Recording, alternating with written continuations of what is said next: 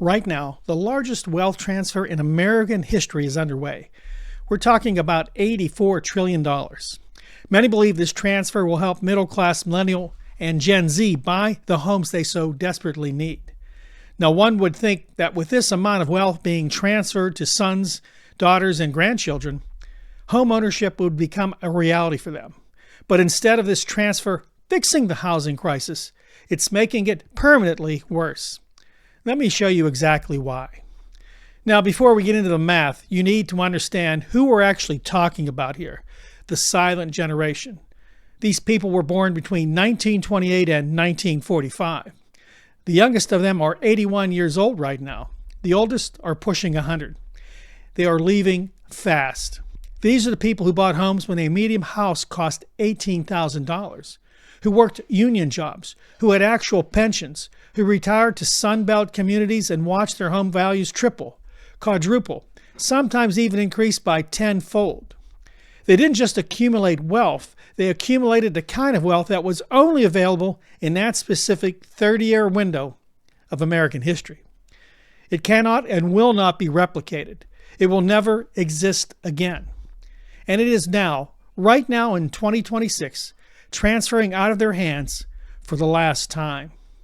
Here's what I'm going to prove to you in the next 12 minutes.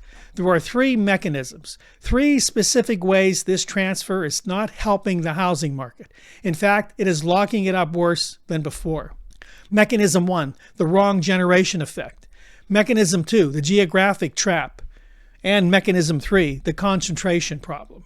Stay with me, because by the end of this video, you're going to understand why housing affordability is going to get worse, not better, over the next decade, even as the largest wealth transfer in human history unfolds. Keep in mind, this doesn't take into account the current state of American economic decline and the long-term effect of the war in Iran that is raising oil prices, destroying the value of the US dollar, crippling investments, and creating instability in the market. Let's go to Mechanism 1. Here's the first piece of evidence. Who inherits silent generation wealth? Their children. And who are their children? Well, they're baby boomers. The average boomer is now 67 years old. They already own a home. In many cases, they own two. So what happens when a 67-year-old already owns real estate, receives an inheritance? Well, you know. Let me give you the forensic math here. The average silent generation estate is roughly between $400,000 to $500,000, split between maybe 2 or 3 children, after taxes, after attorney fees, after estate costs. A boomer heir walks away with somewhere between $80,000 and $180,000. Now here's the question nobody is asking. Does that money go into the housing market? Does it free up inventory? Does it help a 35-year-old millennial buy their first home? Well, the answer is a resounding no. It gets absorbed. It goes into a boomer's retirement account. It pays off their existing mortgage. It funds a vacation property in Florida, or it sits in a money market account drawing interest. This wealth arrives at a generation that no longer needs housing. That's Mechanism 1. The wrong generation is catching the money. And before you say, well, boomers will pass it down eventually, I need you to hold that thought right there, because that's exactly what Mechanism 3 destroys. Stay with me. Mechanism 2 is the one that never makes the news. I call it the geographic trap. Here's the evidence. The silent generation lived and retired in 2 types of places. Rust Belt cities, Pittsburgh, Cleveland, Detroit, and Buffalo. They went to Sunbelt retirement communities, the villages in Florida, Scottsdale, Naples, Myrtle Beach. When they die, what happens to those homes? They hit the market. And that sounds like good news. More inventory, right? Prices come down. Except here's the problem. Young people, the millennials, and Gen Z who desperately need affordable housing, they're not moving to the villages. They're not moving to Buffalo. They need housing in Austin, Denver, Nashville, Raleigh, the cities where the jobs are. In the big picture, housing for many of these age groups may never be affordable. The silent generation's housing inventory is unlocking in the wrong zip codes. It's like pouring water into a glass that's already full, while the glass across the table sits empty and cracked. I want you to actually see this. These are where silent generation homes are hitting the market right now. These blue circles. These are where millennials need to buy. There's almost no overlap. The geographic mismatch is structural. It's not getting fixed. It's baked into where an entire generation chose to live and retire over 40 years. Let's take a quick break. If you're getting value from this breakdown, hit the subscribe button right now. Also hit the like button and share the video with as many people as you can. You see, this is exactly what Clear Signal does. We follow the evidence where the mainstream won't. Let's get started with mechanism 3, the concentration problem. Now this is the one that makes me put the calculator down and just stare at the wall for a minute. Here's the evidence. The silent generation's $84 trillion in transferable wealth is not evenly distributed. Not even close. The top 10% of silent generation households control over 60% of the wealth. That means the bottom 40% of silent generation Americans, people who work their whole lives, are leaving behind estates worth less than $50,000. Some leave nothing at all.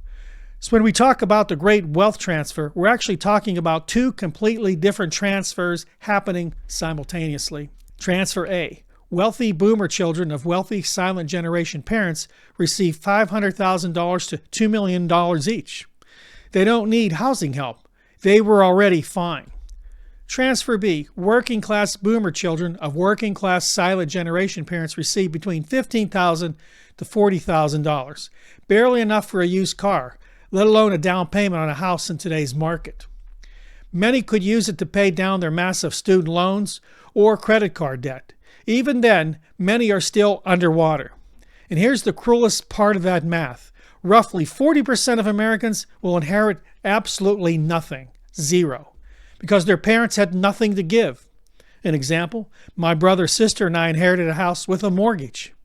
So the narrative that the great wealth transfer will eventually trickle down to younger generations, that's not a financial prediction.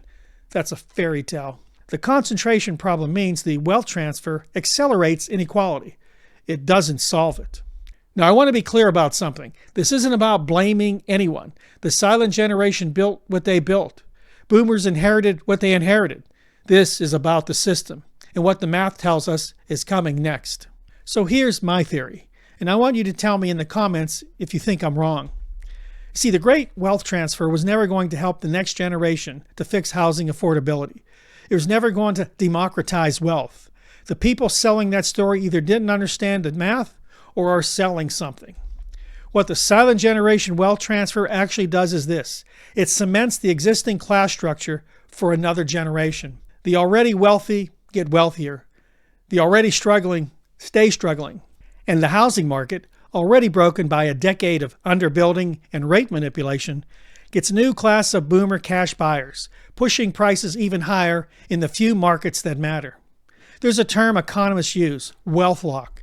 The idea that wealth doesn't actually transfer, it just changes hands within the same economic tier. That's what we're watching in real time. Not a transfer, a consolidation. So where does this all end? Well, here's my clear signal prediction. Over the next 10 years, as silent generation deaths accelerate, we're talking 400 to 500,000 a year. The housing inventory in Rust Belt and Sun Belt retirement markets will rise. In some zip codes, you'll actually see prices soften. But in the markets where young people actually live and work, prices stay elevated because the inherited money isn't being deployed there as buy relief. It's being deployed there as investment capital, as rental property purchases, as second homes. And here's my prediction. I'll put on the record right now. By 2030, the home ownership rate for Americans under 40 will be lower than it is today, despite the largest intergenerational wealth transfer in human history. Not because younger people are lazy or broke, but because the math was never on their side. The signal was always there. They just needed someone to read it. Thanks for watching. Please consider subscribing to our channel, like it, and share it with as many people as you can. And I'll see you next time right here on Clear Signal. Take care.